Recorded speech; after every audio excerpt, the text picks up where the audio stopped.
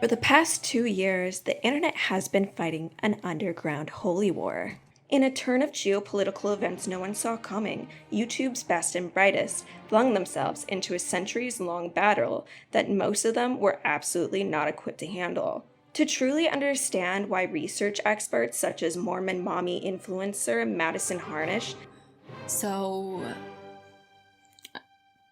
could become entangled in commentary by individuals like Italian mobster turned computer scientist / historian nicholasdeorio. She read a Reddit post and then went to go look for the clips associated with it.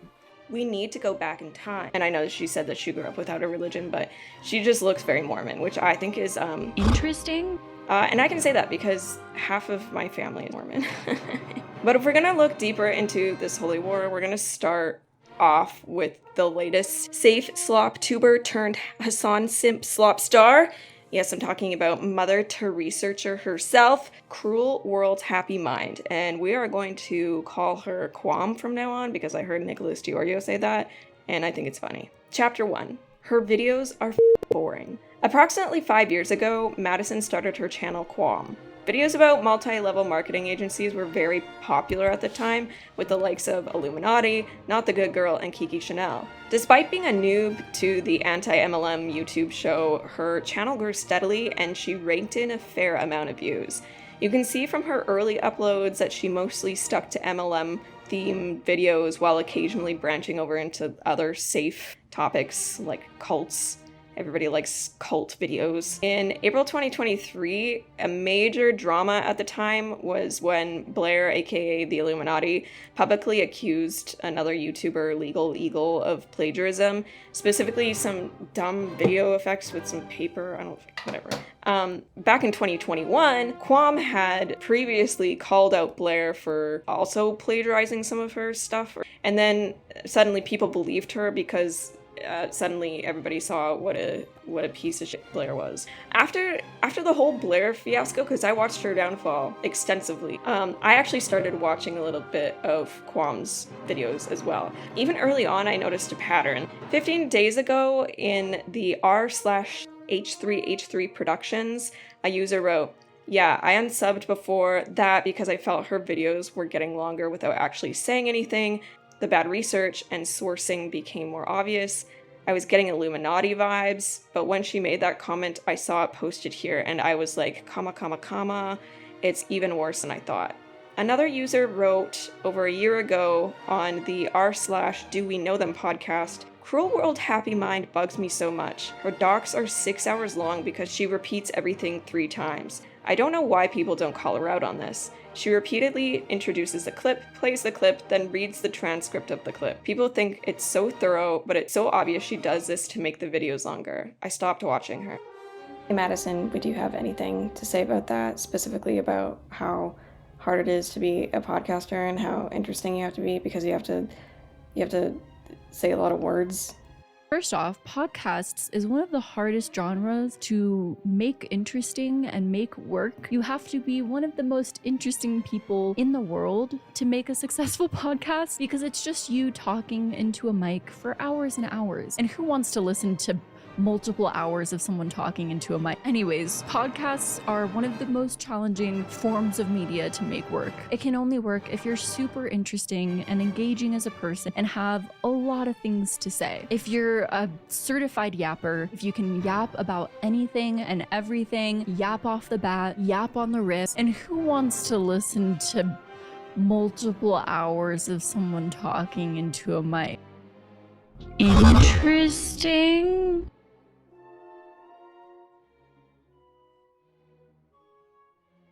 About 4 years ago, Quam reached its first million views with a video titled "How Rachel Hollis Destroyed Her Career," and after that she started seeing more views, specifically with videos around Gabby Hanna, Trisha Paytas, and the Kardashians. And also Jan Snyder, because that was also very popular internet gossip at the time.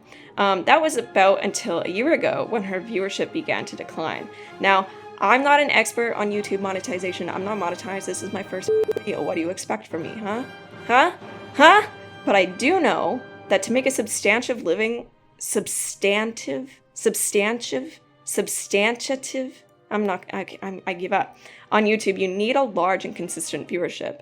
And about a year ago, Madison's viewership dropped. She went from consistently achieving 1 million views on a video to falling below half that or even less.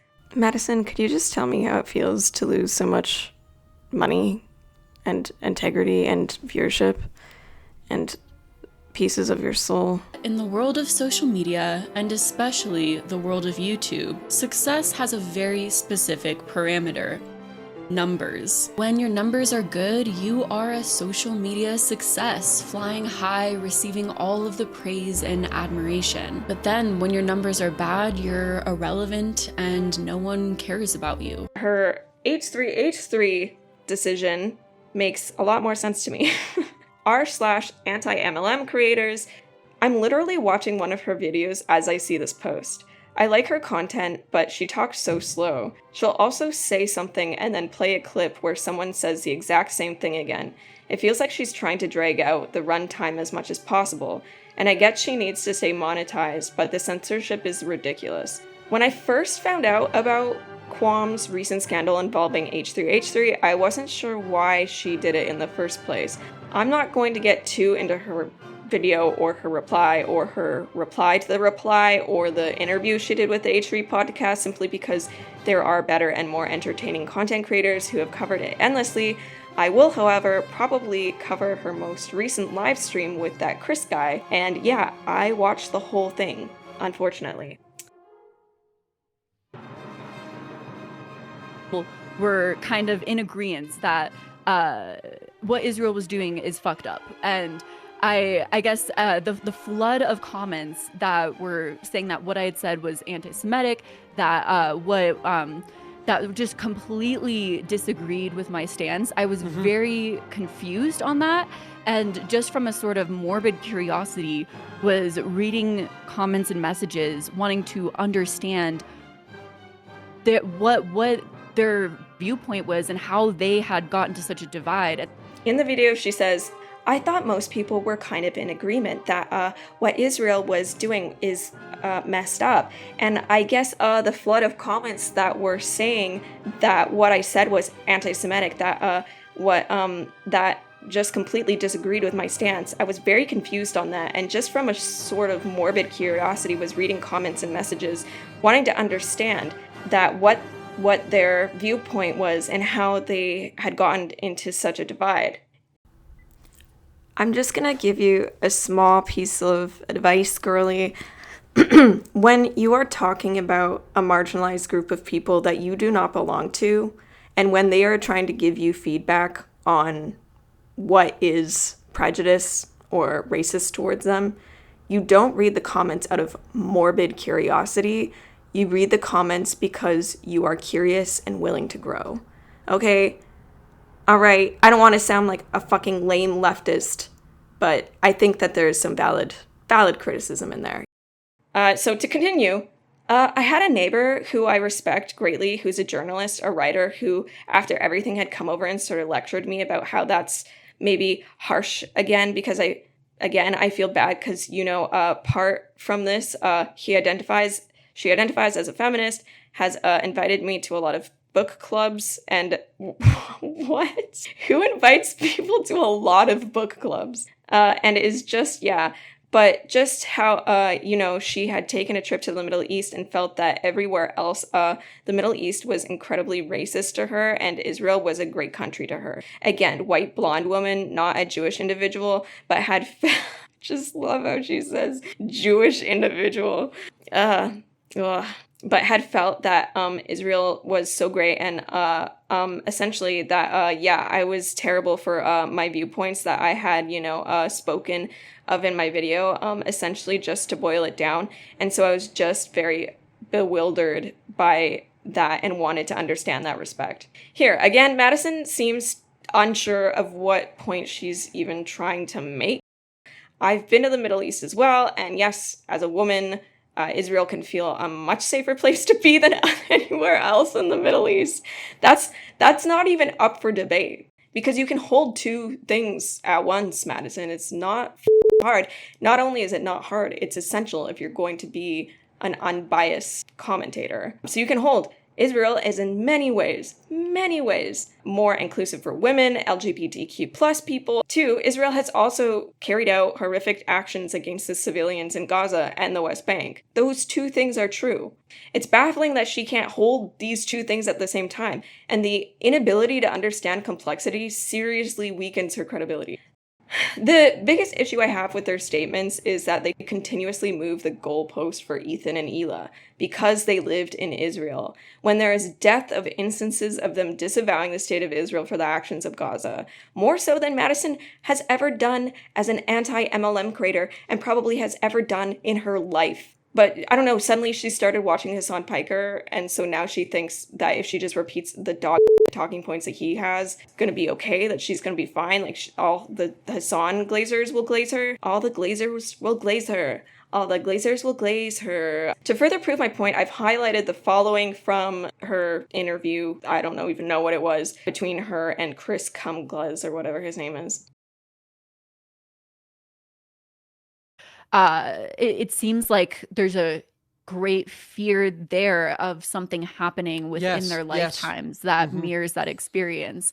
And so that is what my impression was talking with them about this, is that there's this great fear of this happening again. And so they're so afraid of it sort of this reoccurrence, that's all they can see is within the Palestinians, is that somehow they're going to wipe out Israel, that somehow Iran is going to wipe out Israel, when that they can't even reflect that they are doing that in the 100%. Same breath. The most racist the most racist Israeli politician is the person who popularized the slogan "Never Again." This is why it's problematic. This line suggests that Jewish fears of persecution or genocide have turned into collective blindness or hypocrisy, which is just bananas, because we wouldn't accuse any other group of people. If this was a group of Rwandans, okay, let's say this is all happening in Rwanda, we wouldn't be like, all Black people, not just Rwandans, but Black people living in the diaspora, especially in like North America and imagine saying that like they all are just constantly hallucinating victimhood, are also hypocrites and also just like hideous monsters. This oversimplifies generational trauma and applies it to an entire population. Never Again originates from the Holocaust remembrance, right? And Jewish cultural memory, not solely from one politician. We'd often talk about this kind of stuff, and they would talk to me about difficulties. They would actually talk to me about how they had stopped going to synagogue, because in the UK, if you go to a synagogue, they say, right, we're first going to give to and explain to you about a charity that's from the UK, and then almost every single synagogue tells you, actually, you're going to then talk to us about a charity that is in Israel. So again, we see this Kris Kunzler go on about his overgeneralization of because he talked to one person who might have been, in quotes, a Jewish individual, unquote, who went to a synagogue and they wanted to talk about a charity in the UK, and then they wanted to talk about a charity in Israel. He is definitely playing into this trope and trying to find some semblance of a source to reinforce that all Jewish organizations, all Jewish people in the diaspora are inherently financially tied to the state of Israel. This is a huge dog whistle that Nick Fuentes even likes to pull out every once in a while. So good job, Kris. Now, I was gonna go on because I had many more clips from this fucking whatever the fuck that was with Kris Kunzler and the Mother Teresa researcher, but I've decided that I'm not going to, because it's tiresome and you can look into it yourself. I've laid down some groundwork for you.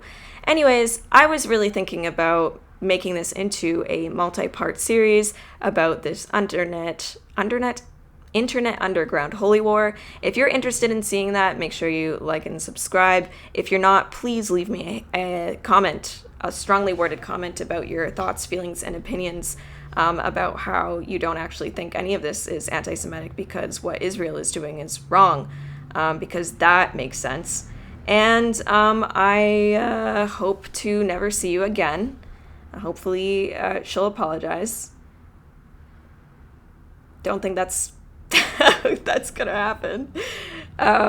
Anyways, I'm tired. Bye.